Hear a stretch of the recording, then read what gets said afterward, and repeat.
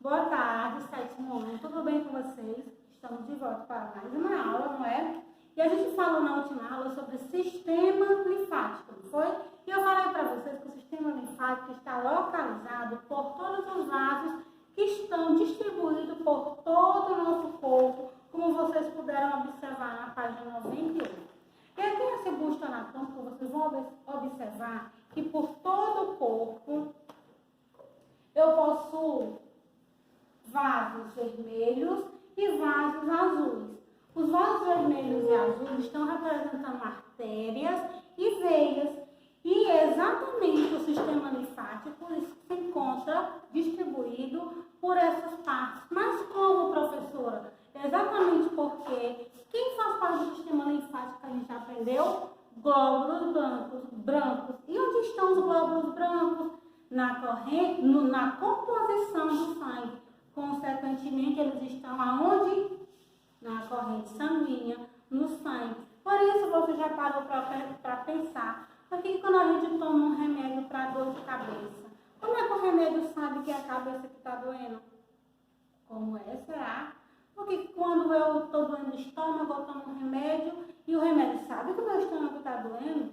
Não, exatamente porque todo o meu sistema, toda a minha corrente sanguínea está com o remédio. O remédio vai direto para o estômago e distribui para toda a corrente sanguínea. E é exatamente isso que acontece com o sistema linfático. Ele está em toda a corrente sanguínea, desde o pescoço, no busto, certo? E vocês lembram que eu falei para vocês? Você conseguiu tirar isso aqui? Falei para vocês. Aqui nós temos o pulmão e aqui nós temos o fígado. E o baço, que é uma das glândulas principais por onde é formado também o sistema linfático, ele se encontra logo abaixo do pulmão, certo? O baço também destrói hemácias vermelhas e pode servir como banco de reserva de hemácias para situações emergenciais. Essa glândula ela está localizada logo abaixo, aqui ó, mais ou menos aqui do lado. Aqui, essa parte marronzinha, dá para ver? Essa parte marrom aqui, estão conseguindo ver a parte marrom? Essa parte marrom é exatamente o sistema, exatamente a glândula que eu chamo de baço, que produz hormônios, que ajuda a controlar as hemácias, que ajudam a fortalecer todo o sistema imunológico que a gente está aqui conhecendo como sistema linfático, certo? Então o baço é só uma glândula assim, que é essa aqui, ó, fica bem pertinho do estômago. Ok? Então a gente aprendeu, só recapitulando, que o sistema linfático está distribuído nas nossas veias e artérias e todos os vasos. Os vasos são todas essas partezinhas vermelhinhas que vocês estão observando aqui, ó. Vermelha e azul, azul, vermelha, que estão distribuídos por todo o nosso corpo, certo? Até mesmo nas partes inferiores, nos membros inferiores, nós temos veia, pois é exatamente nas veias que nós temos também sistema linfático. Muito bem. Mas hoje a gente não vai falar sobre o sistema linfático. A gente já aprendeu tudo, né? Todo mundo, ó, tá top no sistema linfático.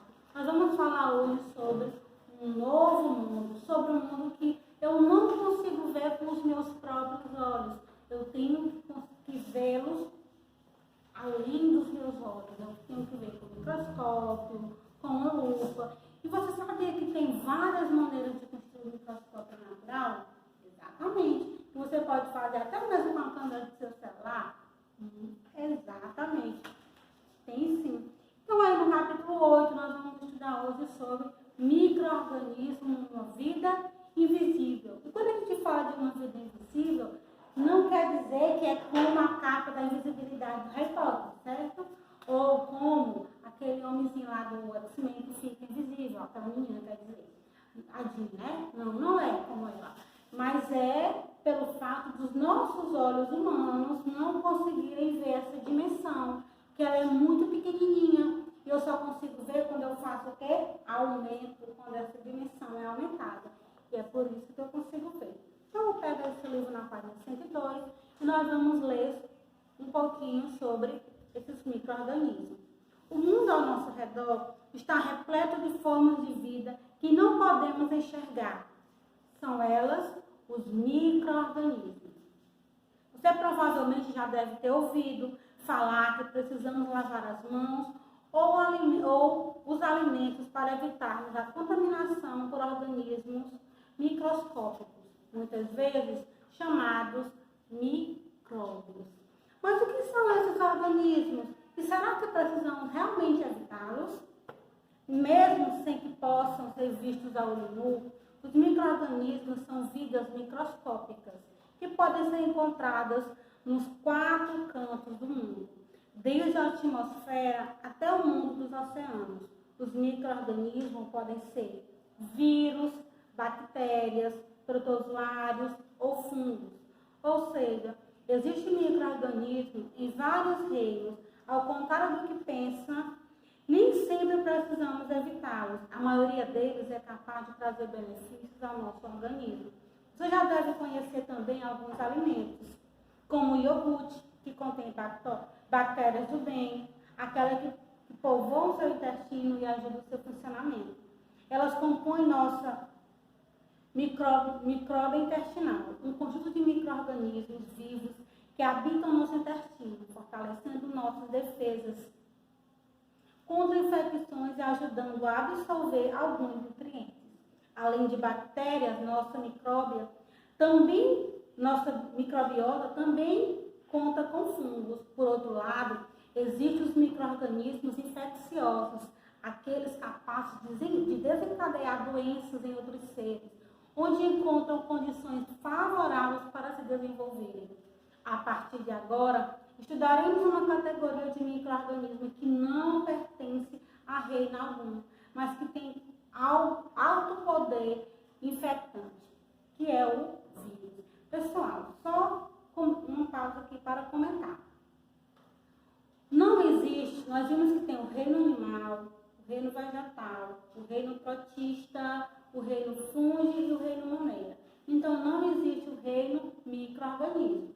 Os micro-organismos estão distribuídos nos demais reinos e outros reinos, certo? Como bactérias, fungos, os vírus e protozoários. Observa o seguinte, eles são micro-organismos porque a gente não consegue ver a olho nu. É necessário o uso de equipamentos para poder observá-los. Se a gente fôssemos ilustrar uma imagem e nessa imagem a gente fosse colorir de vermelho ou de azul ou de qualquer outra coisa, a quantidade de micro-organismos no nosso corpo, nós teríamos muito mais micróbios em nosso corpo do que propriamente células. As células são aproximadamente trilhões, são trilhões de células no nosso corpo. No entanto, a flora microbiana, que esse termo nem usa mais, a microbiota do nosso organismo, é muito maior.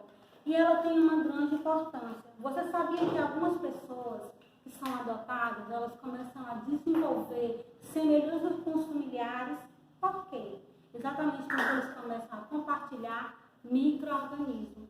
Então, assim como eu, que sou filha sanguínea dos meus pais, biologicamente, eu tenho o DNA deles, quem é adotado começa a desenvolver algo em comum com a sua família, que é a microbiota. E a microbiota ela tem uma grande influência no nosso desenvolvimento. Por isso que é muito comum algumas pessoas que são adotadas terem semelhança com quem eles moram. Isso também acontece quando a gente convive em uma casa com muita mulher. Quando eu fui fazer cursinho, eu morava numa casa com 7 mulheres. E tinha uma época que todas as 7 estavam menstruadas no mesmo tempo. Isso porque a nossa microbiota estava sendo compartilhada. Então, o nosso ciclo estava funcionando igual. Então, à medida que você convive com alguém, você tem sim semelhanças com ela, além dos hábitos, que são os micróbios. E como vocês observaram aqui mesmo na introdução do capítulo, fala de micróbios, não necessariamente eu tenho que associar uma coisa ruim. Não, porque nós temos muitos micróbios no nosso corpo. Temos, e esses micróbios, eles têm uma importância. Como vocês viram no nosso estômago, nós não conseguimos dissolver algumas substâncias por si próprios. Se não fossem essas bactérias que tem no nosso estômago, a gente ia morrer, porque o nosso estômago não ia conseguir digerir. Sabia? Então, por isso que a gente toma lactobacilos, que são bactérias que ajudam a sintetizar as substâncias do nosso organismo. Tem micróbios por todo o nosso corpo, não só ruim, mas também que fazem parte do nosso desenvolvimento. E também tem micróbios na alimentação. Quem aí já tomou iogurte? Quem já comeu queijo? Quem já comeu champignon? Quem já comeu caldo de cana? Cachaça não, porque você não tem idade para cachaça, mas cachaça, cerveja, também são alimentos que fazem parte, que para sua finalização é necessário um processo de fermentação que vem de fungos, com fungos naturais, certo? Então, quando a gente fala de micro-organismos, eles têm um grande poder na ciência, porque eles têm uma grande importância no nosso desenvolvimento como seres humanos, como também eles têm um grande poder na economia do social, porque eles também estão envolvidos na produção de produtos a serem comercializados, entenderam? Então, se vocês forem observar, a ciência é um campo bem amplo, né? Que não está só ligado a estudar o corpo humano, mas que ela tem uma grande importância no desenvolvimento econômico, social e tecnológico, certo? Então, vamos lá, continuando a nossa leitura. Então, nós vimos que bactérias, fungos e protozoários fazem parte desses micro-organismos. E também o vírus, só que bactérias são reino monera, protozoário é reino protista e fungo é reino fúngico. Mas o vírus não faz parte de nenhum reino, sabia? Por que o vírus não faz parte de nenhum reino? Nós vamos já descobrir. Os vírus são seres acelulares, que é um vírus, uma coisa celular, professora. Lembra que eu falei para vocês que toda vez que vocês verem na ciência a letra A, no início de uma palavra que vocês conhecem, como no caso da célula, ela está negando a frase. Então, se um ser celular é um ser que tem célula, um ser acelular é um ser que não tem célula. Exatamente. Então, vírus, eles são seres que não possuem célula. Agora, a senhora disse que todo ser vivo tem célula. Pois é, mas esse bendito vírus é um mistério. É um mistério que a ciência ainda hoje bate cabeça com ele. E a gente está vendo a prova viva que, com tanta inteligência que a gente tem no mundo, tantos cientistas aí topíssimos, ainda não foi possível concluir a vacina para a Covid-19. Existe na natureza uma estrutura que está no limite entre o ser vivo e a matéria viva bruta. Observa-se que é mais provável ela se comportar como ser vivo quando está no interior de células vivas, como uma célula humana ou uma bactéria. No entanto, é acelular, ou seja, não é formado de células.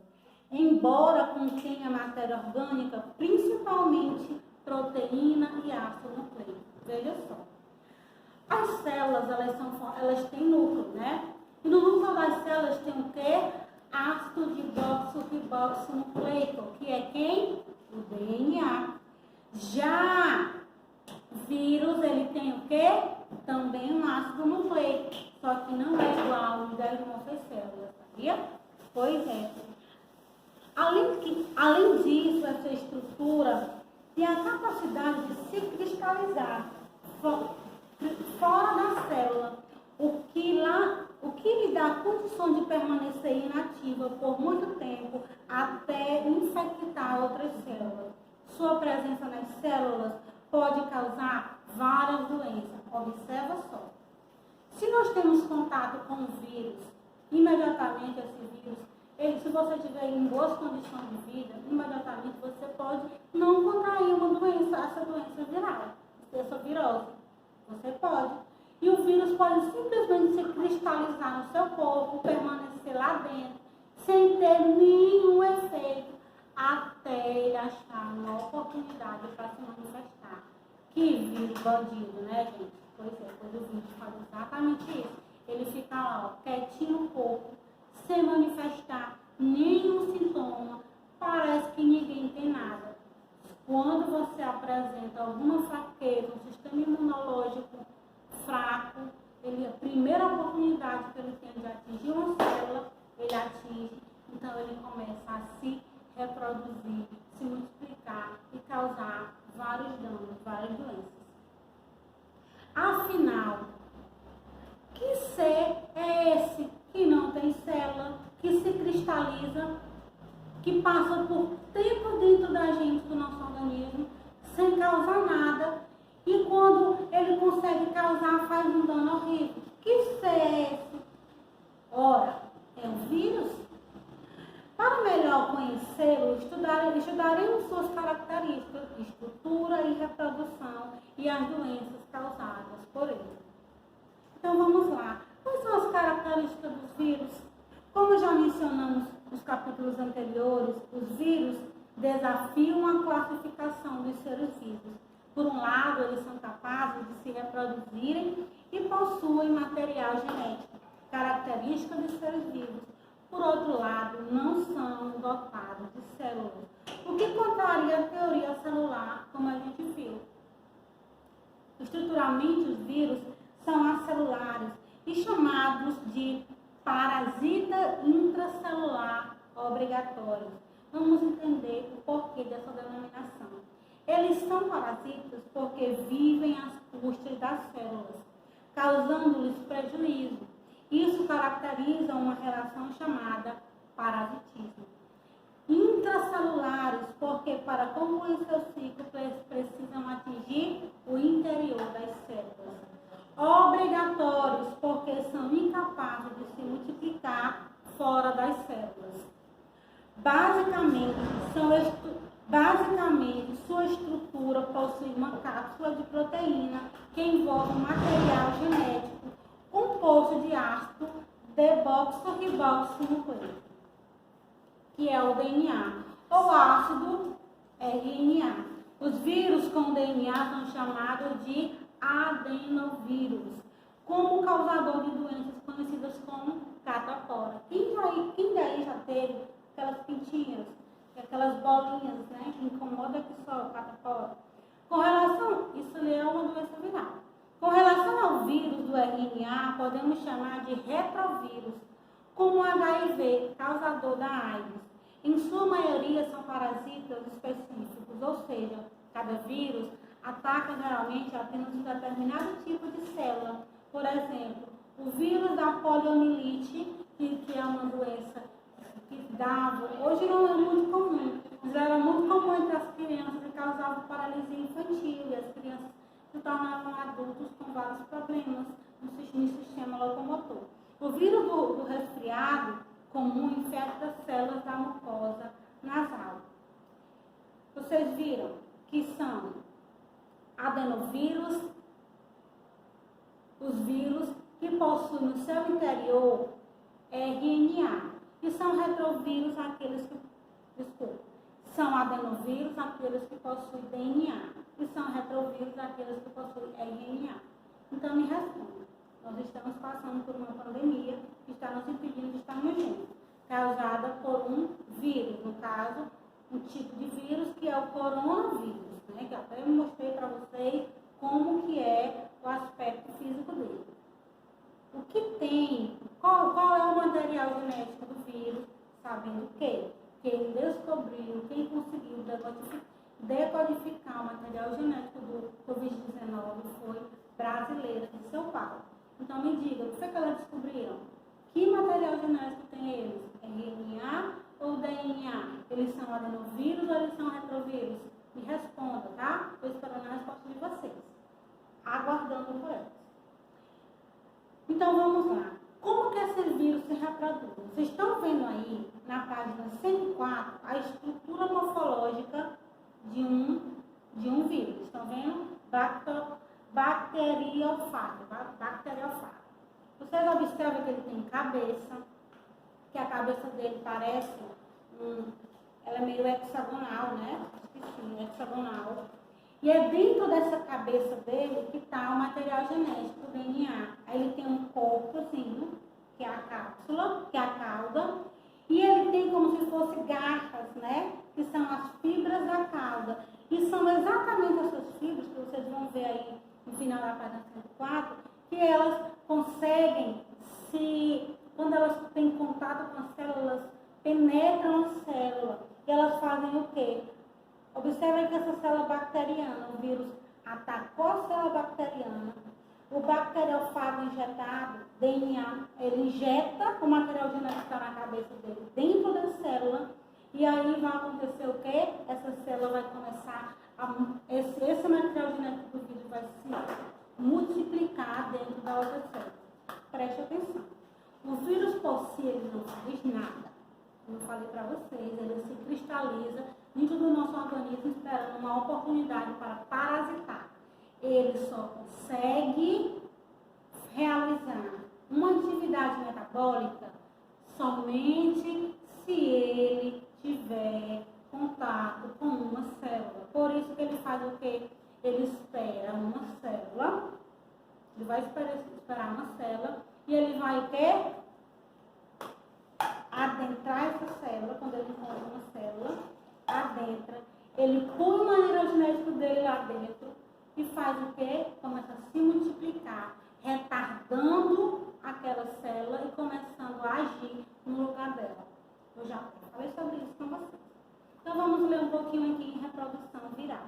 Você deve estar se perguntando como o organismo celular que se cristaliza e interrompe seu metabolismo, quando não está paralisado numa célula, consegue se reproduzir. Como que ele consegue se reproduzir se ele está cristalizado? Para responder essa pergunta, vamos examinar um vírus denominado bacteriófago, que é esse que está bem aqui do lado na página 104. Observa aqui, ó, observa que ele tem a cabeça, ele tem cauda e ele tem as fibras, não é? Estão vendo na página 104? Então, esse é o exemplo. Que parasita células procariontes. Vamos observar como ele se reproduz na célula de uma bactéria chamada Escherichia coli.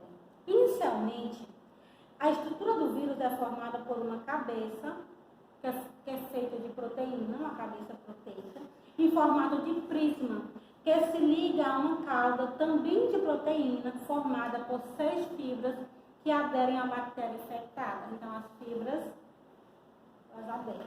Para se replicar, o bacteriófago se fixa na superfície desta bactéria por meio de suas fibras. Perfura-lhes a membrana celular e injeta seu material genético. Uma vez no seu citoplasma, o material genético viral vai até o nucleóide.